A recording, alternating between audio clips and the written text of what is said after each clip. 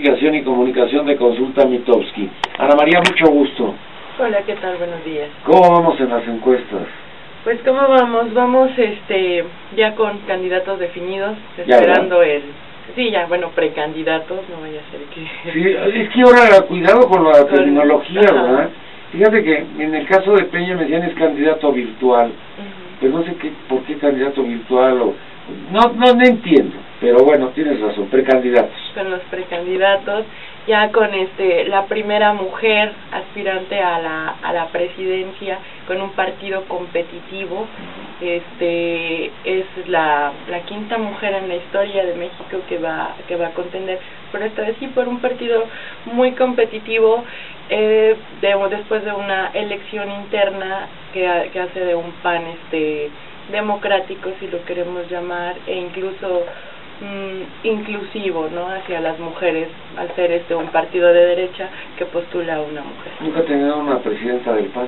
Nunca han tenido una presidenta del PAN, gobernadora tampoco, contadas las diputadas o senadoras, ¿no? Entonces es un parteaguas, y si a eso le aunamos la campaña corta y restrictiva que se está por vivir después del periodo de veda, tiene súper interesante. Ahora, esto del periodo de veda es otra cosa que yo no entiendo. A ver, puedes venir y platicar conmigo, pero de temas generales.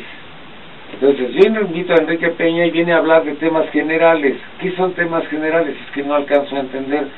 Los temas generales para mí pueden ser muchísimos, pero para él está como específico, que va a platicarme de qué desayunó hoy, o a dónde va a ir hoy, o si vio alguna película, o qué son temas generales, algo que no tenga que ver con la vida política. Entonces, ¿a qué viene? Yo no lo entiendo. También nos acompaña el maestro Adrián Villegas, director de Estudios Políticos y de Gobierno de Ipsos Bimsa. Adrián, mucho gusto. Hola, ¿qué tal, Nino? Pues muy buenos días a ti, a todo tu auditorio, y bueno, siempre estamos ahorita en este mundo que, como tú al abrir el programa decías, hay muchas preguntas, y probablemente los ciudadanos también se hacen muchas preguntas respecto a este calendario electoral que resultó después de amplias discusiones entre los legisladores, sobre todo por aquella salida tan, digamos, rasposa que tuvo el 2006, en donde nadie quedó aparentemente contento con las formas en que se manejaron, y entonces pues dilucidaron que había que construir un calendario bastante complejo en términos de su estructura y también en términos de su comprensión de qué es lo que realmente pueden hacer o no pueden hacer. Hablo con los panistas que están en contra de él, hablo con los periodistas que están en contra de él, y hablo con los periodistas que están en contra de él. ¿Hicieron un Frankenstein? Pues bueno, uno podría verlo a la hora de que ya aquel proyecto que iniciaron y que en papel probablemente les sonaba muy bien como resultado de lo del 2006, y pensaban que iban a poder contener las desigualdades que algunos de ellos habían percibido en la contienda del 2006, resulta que a la hora de ponerlo en marcha, del plano muy bonito que les había salido a lo que ya está ocurriendo, pues hay divergencias, y entonces seguramente tú has hablado y el auditorio también ha leído algo sobre que los propios consejeros del Instituto Federal Electoral están dilucidando qué sí se puede, qué no se puede. Recientemente, o creo que hoy, todos los candidatos han dicho, dime qué puedo hacer en este periodo. No, eso es lo terrible. ¿Qué puedo hacer para que no pierda yo mi registro? A ver, Benito Nasif dice que puede haber más de dos debates hechos por él, pero que los otros debates sí se pueden hacer en los medios de comunicación. Sale el magistrado mismo y dice no, nada más 2 debates.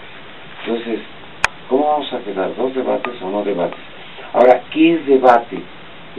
Cuando nos ponemos de acuerdo las partes, o cuando se ponen de acuerdo las partes, y cuando van a un medio de comunicación, ¿cómo se puede garantizar que ese medio de comunicación no es tiempo comprado o tiempo adquirido? Porque es la otra bronca. Un director asociado de parametría. Francisco, mucho gusto. Sí, muchas gracias por la invitación, como siempre. Bueno, pues encuestas y todo esto que estamos aprendiendo con el IFE. Mira, hay una defensa que hizo uno de los nuevos consejeros, Lorenzo Córdoba, que me pareció muy valiosa hace un par de semanas en un espacio que tiene en el Universal, y un poco a lo que se refería a Adrián sobre la complejidad de esta ley.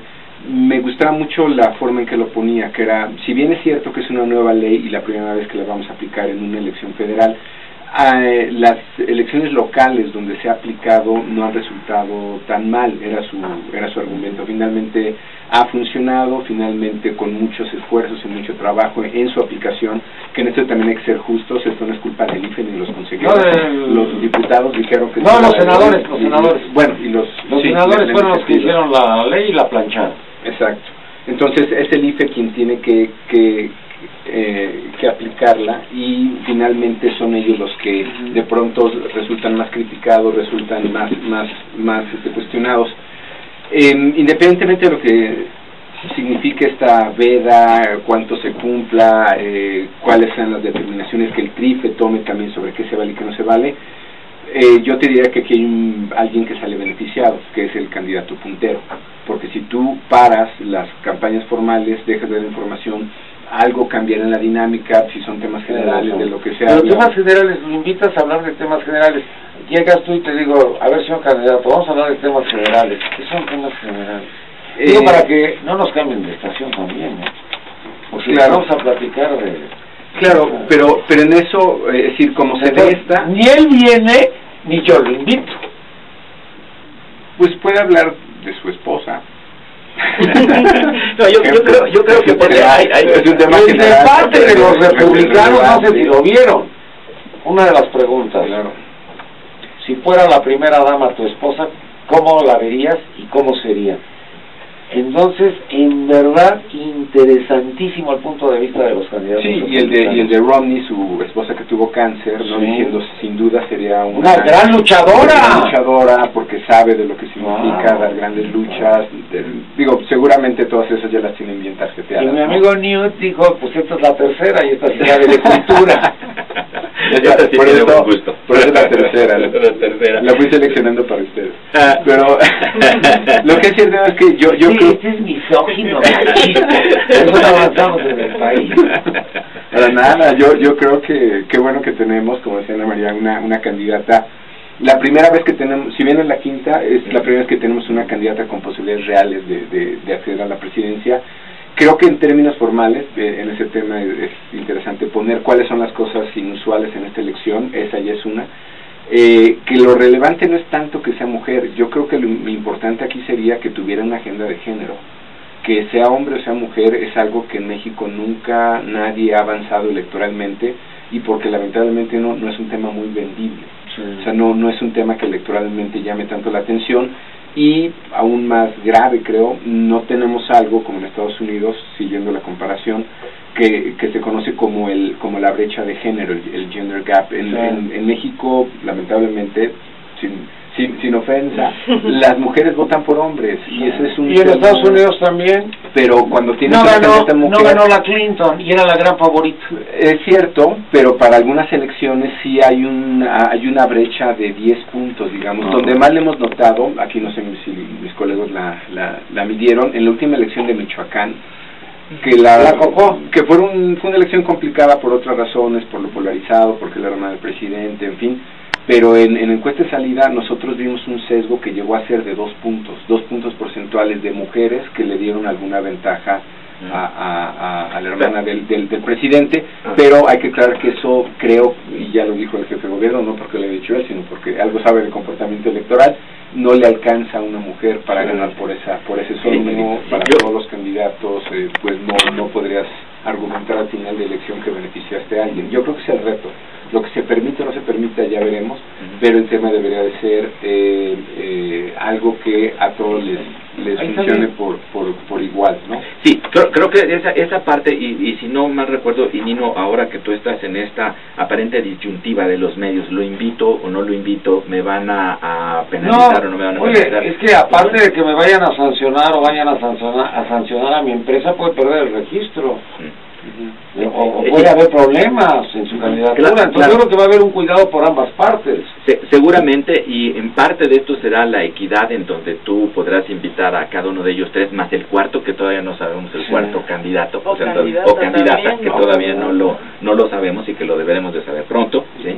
En términos de tiempos iguales, y que cada uno venga y exprese. A mí me parece que a final de cuentas los consejeros van a entender que en todo este periodo una entrevista con esta situación de no pagar, sino una entrevista normal a cualquiera de ellos, podrán hablar de su proyecto de nación.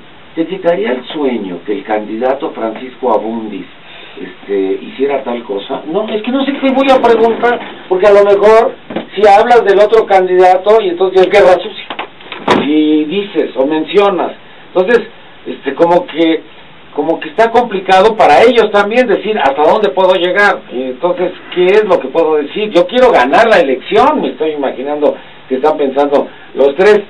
Tú dices algo que es muy acertado. Esta veda, bueno, pues es un oxígeno para el que va en primer lugar.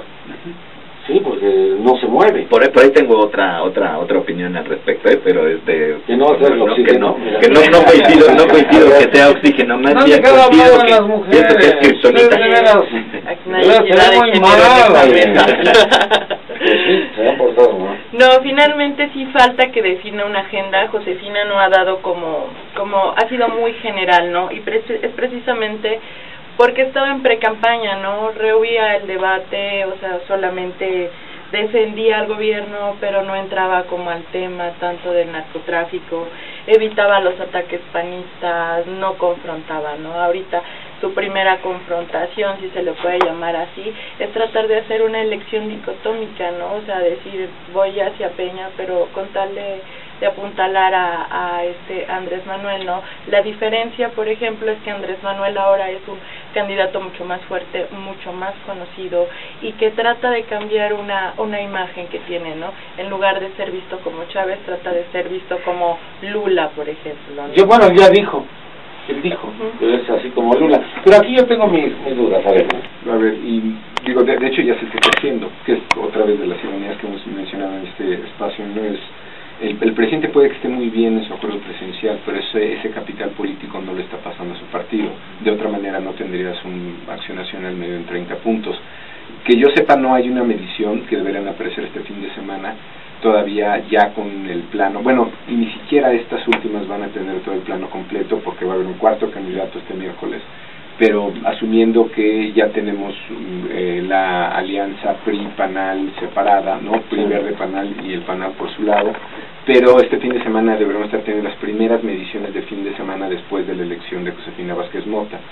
Y a partir de este miércoles, ¿no? Ya tendríamos al cuarto candidato, que me parece un tema también que no es menor por la situación que se dio.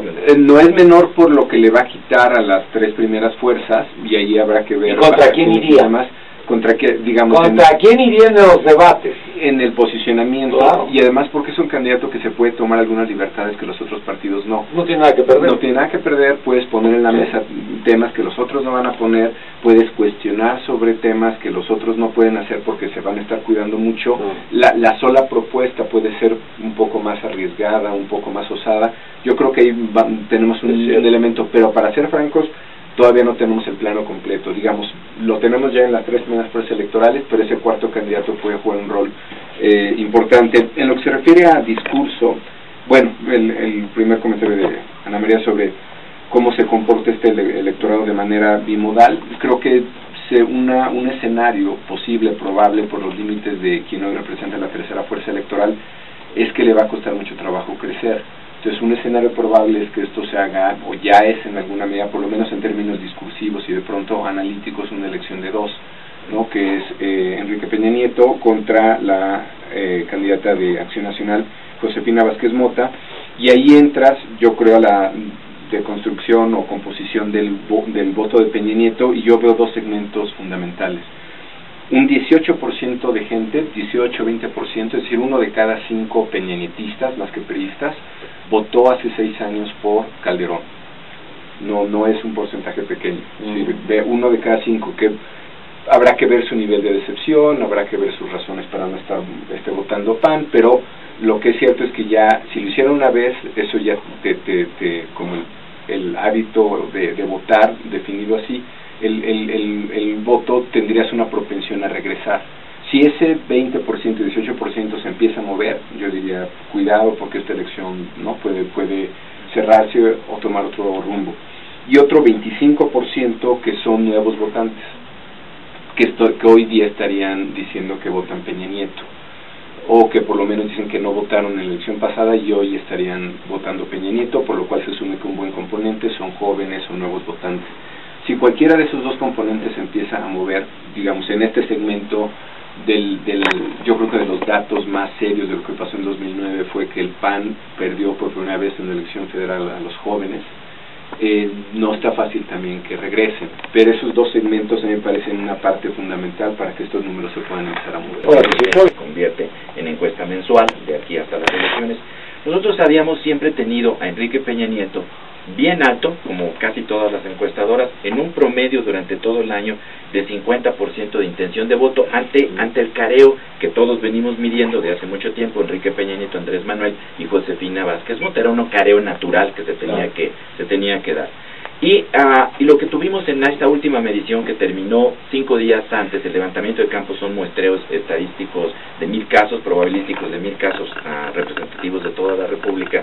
Es un deslizamiento fuerte de finales de octubre a estos finales de enero de Enrique Peña Nieto, y un ascenso también notorio de parte de Josefina Vázquez Mota. Que es natural. Que es natural y que nos plantearía en un principio esta, pues ya no tanto hipótesis, sino realidad de que las últimas elecciones reales que hemos tenido en el país terminan siendo elecciones de 2, no elecciones de 3. Sí, esto siempre ha venido siendo. Siempre hay un tercero que se rezaga.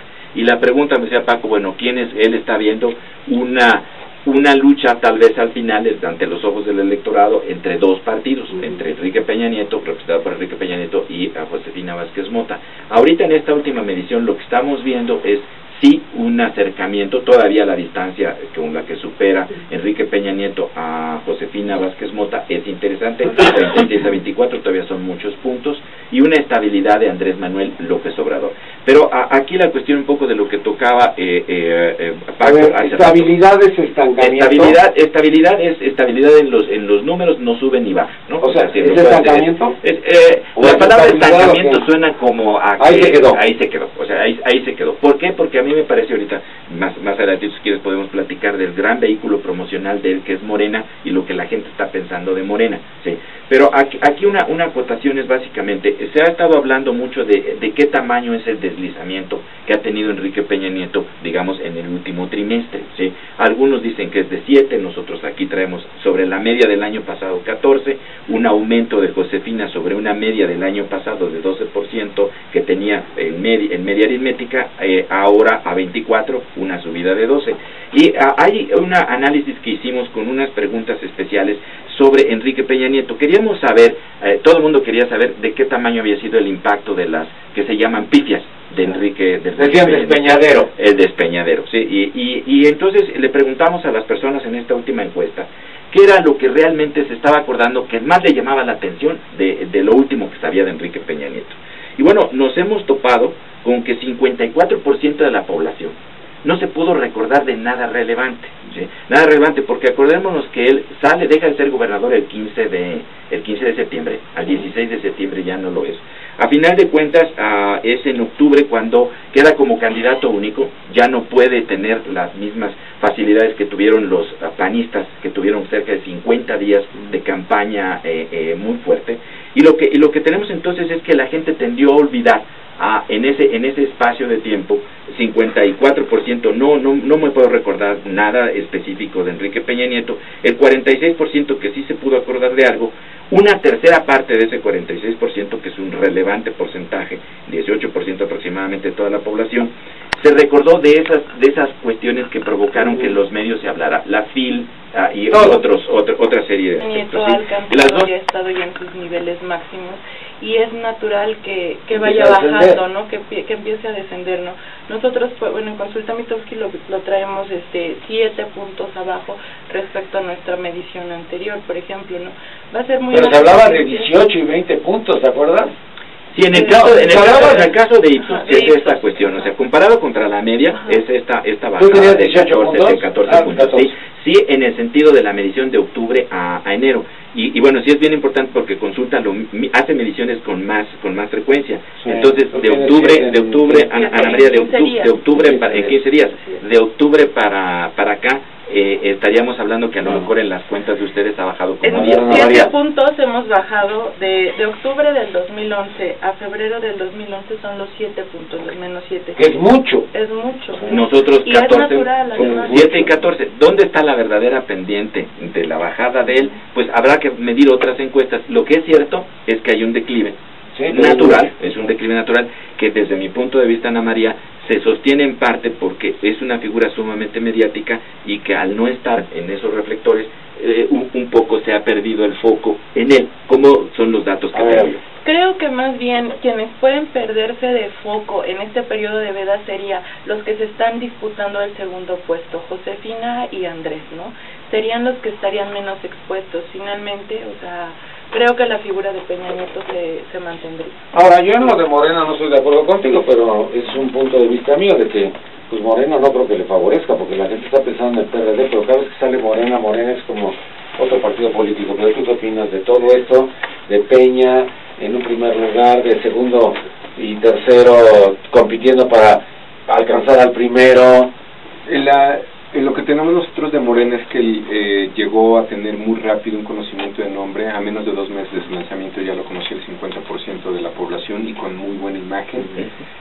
Morena no es el tema es el personaje. Cuáles los niveles de credibilidad que tiene su candidato. Yo creo que es ahí donde están los límites. De hecho, la estrategia que está utilizando de avales pasivos, por llamarle de alguna manera. Héctor Bonilla. Sí, de no sé si vaya a aceptarme o no, pero yo lo quiero de mi secretario de comunicación, ¿no? Y entonces, esa es otra, sí. Su gabinete. No, pero de Bonilla está grueso porque dice, yo soy ciudadano, pero acuérdate de los viejos y acuérdate de los últimos 12 años. Él es de los activos, digamos, sí. Pero hay otros que simplemente por no decir no a la invitación están avalando. Y esa es una estrategia de... ¿El gabinete es bueno o malo? Porque hay quienes están criticando a algunos de los personajes, porque hay un riesgo enorme, sí, hay unos que sí te gustan.